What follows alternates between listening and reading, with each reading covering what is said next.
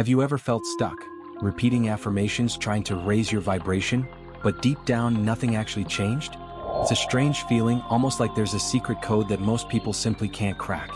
And what if I told you the problem isn't your intention? It's the way you've been trying to access this power in the first place. Stick with me because by the end of this video you're going to understand something that most self-help content leaves out completely. The common belief is that raising your vibration is about repeating pretty words in front of a mirror every morning. But the reality is far deeper than that and far more mechanical than most people realize. Think about it for a second. When you're dominated by fear, by complaint, by anxiety, what happens to your perception of the world? You start seeing problems on every corner, don't you?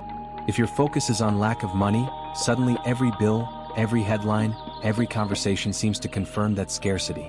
It's as if your mind becomes a magnet for the exact thing you fear the most. This isn't superstition. There's an actual mechanism behind it, and once you understand it, you can never unsee it. Psychology and neuroscience show us something powerful. Your emotions are not just random feelings floating through your day. They shape what your attention prioritizes. They shape how you interpret situations. And ultimately, they shape how you behave. It's an invisible gear system running underneath your conscious mind, deciding what you notice and what you completely filter out. Your brain cannot process everything happening around you at once, so it constantly filters reality based on what it believes matters. And what it believes matters is largely dictated by your emotional state. When you're worried about money, you start noticing financial problems everywhere. When you're determined to find an opportunity, you suddenly start noticing possibilities you used to walk right past. It's the same street, the same people, the same world, but a completely different filter running on top of it. This doesn't mean positive thoughts magically make the universe hand you whatever you want. It means your internal state changes what you perceive, how you interpret it, and most importantly, how you act on it. And action, over time, is what actually builds a different life. This is exactly where the ideas of Neville Goddard and Bob Proctor intersect, and where a pattern that most people completely ignore starts to reveal itself. For Neville Goddard, the starting point isn't wishing. It isn't hoping. It's awareness of the state you are currently living from. In his teachings, he argued that you must assume the feeling of the reality you want, instead of staying emotionally anchored to the reality you're trying to leave behind. Let's say you want prosperity. The idea isn't to spend your day desperately thinking, I need money, I need money. The idea is to begin cultivating, internally, the sense of security, possibility, and fulfillment you would already feel if that situation were resolved. It's a small difference in words, but an enormous difference in experience. One day I'll make it keeps you anchored in the feeling of not having. I am becoming someone capable of living this shifts your attention toward a completely different identity. But here's the question that trips most people up. How do you do that when your current reality is screaming the opposite at you? How do you feel abundant when your bank account says otherwise? This is exactly where most people give up on the idea entirely, assuming it simply doesn't work for them. This is where Bob Proctor filled in the missing piece: paradigms. A paradigm is a repeated mental pattern, almost like a program running quietly in your subconscious, installed over years through repetition, upbringing, and experience. It keeps guiding your behavior in the same direction, even when your conscious mind wants something completely different. Imagine trying to reach a new destination using an old map. You know where you want to go. You can even see it clearly in your mind. But your internal navigation system keeps pulling you back toward the old route, the familiar one, the one it already knows by heart. That's what a paradigm does. And that's why so many people try to change their external results, their income, their relationships, their health, while unconsciously repeating the exact same internal patterns that created their current results in the first place. You can't out-affirm a paradigm you never actually examined. So raising your vibration isn't about faking an emotion for 5 minutes and then going back to your old thinking. It's about reconfiguring these deep, repeated patterns, one repetition at a time, until the new pattern becomes as automatic as the old one used to be. Here's the part most people skip. It's not enough to say, I am wealthy, while your thoughts, your daily conversations, and your actions are still built entirely around scarcity. Picture someone who wants to improve financially, but every single day repeats the same story: I never have money. Everything is too expensive. Rich people just got lucky. Opportunities don't exist for people like me.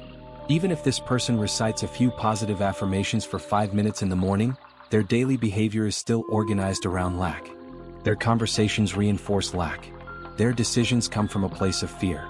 Nothing has actually shifted because the paradigm underneath is still running the show, quietly undoing every affirmation the moment the person stops paying attention. Real transformation starts somewhere else entirely.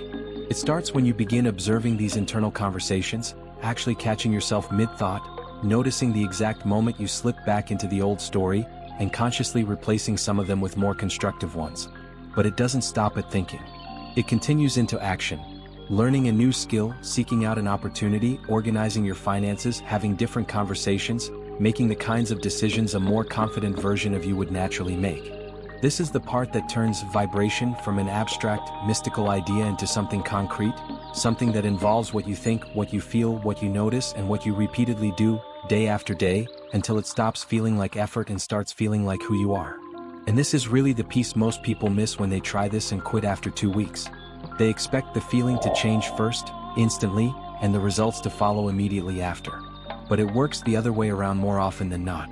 You practice the feeling, imperfectly, inconsistently at first, while still taking small actions aligned with the person you're becoming. And slowly the evidence starts to build. A small win here. An unexpected conversation there. A door that opens where there used to be a wall. None of it happens because you wished hard enough. It happens because your attention, your decisions, and your behavior were quietly pointed in a new direction long enough for reality to catch up. So here's the real message underneath all of this. You don't have to wait for your life to change before you're allowed to feel different. You can start with your internal state, right now, today. Neville Goddard would say, assume the feeling of the wish fulfilled. Psychology gives us the mechanism to explain why that actually works, because emotion directs attention, and attention directs behavior. And Bob Proctor's idea of shifting paradigms explains why repetition matters so much. It's not about thinking positively for 3 minutes and calling it a day. It's about practicing a new pattern consistently enough that it becomes your default, your new normal. Manifestation seen through this lens isn't magic. It's a process. First, you change the way you see yourself and respond to the world around you. From that shift, new choices and new behaviors naturally start to emerge, not because you forced them, but because they're now consistent with who you're becoming. Your vibration begins to change the moment you stop constantly feeding the state you're trying to leave behind, and start consciously, deliberately, practicing the state of the person you're becoming. Not the person you wish you were. The person you're already quietly becoming. If something just clicked for you watching this, and you want to go deeper into this kind of internal reprogramming, leave a comment below and share this video with someone who needs to hear it. Your transformation doesn't start tomorrow.